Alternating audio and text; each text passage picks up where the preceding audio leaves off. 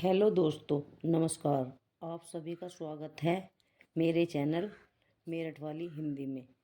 तो आज मैं आपको पढ़ाने जा रही हूँ रीतिकाल। और रीतिकाल में भी रीतिकाल के अलंकार निरूपक कवि।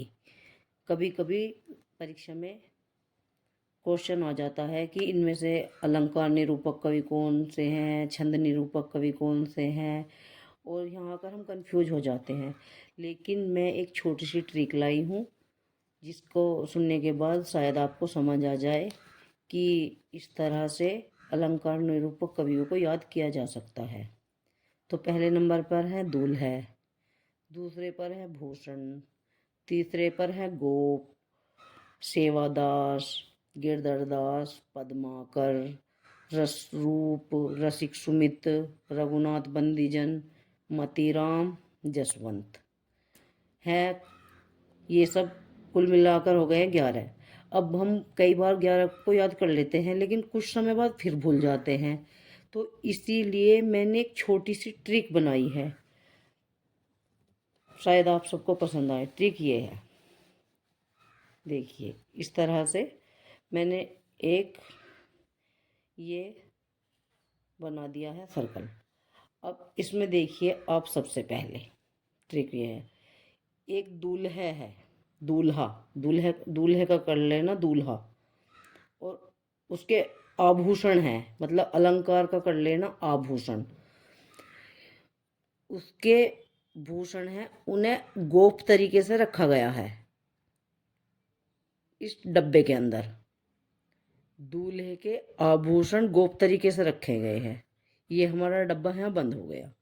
उसके बाद एक सेवादास बाहर बैठाया गया है ताकि कोई दूल्हा के आभूषण चोरी न कर सके।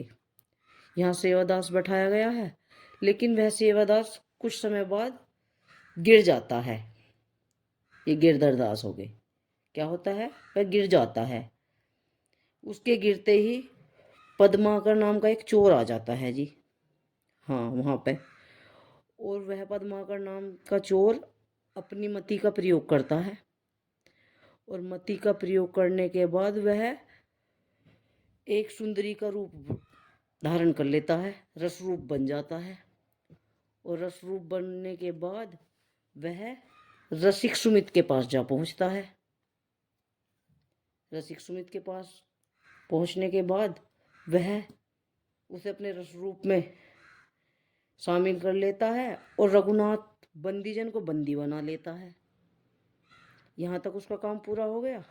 और इससे आगे वो सारा का सारा आभूषण लेके जस चला जाता है, जस तस करता हुआ वहां से भाग जाता है। तो इस तरह से हमने एक छोटी सी ट्रिक के माध्यम से इन 11 के 11 कवियों को याद करने का सोचा। यदि यह ट्रिक पसंद आई हो तो कमेंट में ज़रूर बताना। मैं आपके लिए और भी बहुत सारे ट्रिक लेकर आऊँगी ताकि आप सबको याद करने में आसानी हो सके। धन्यवाद।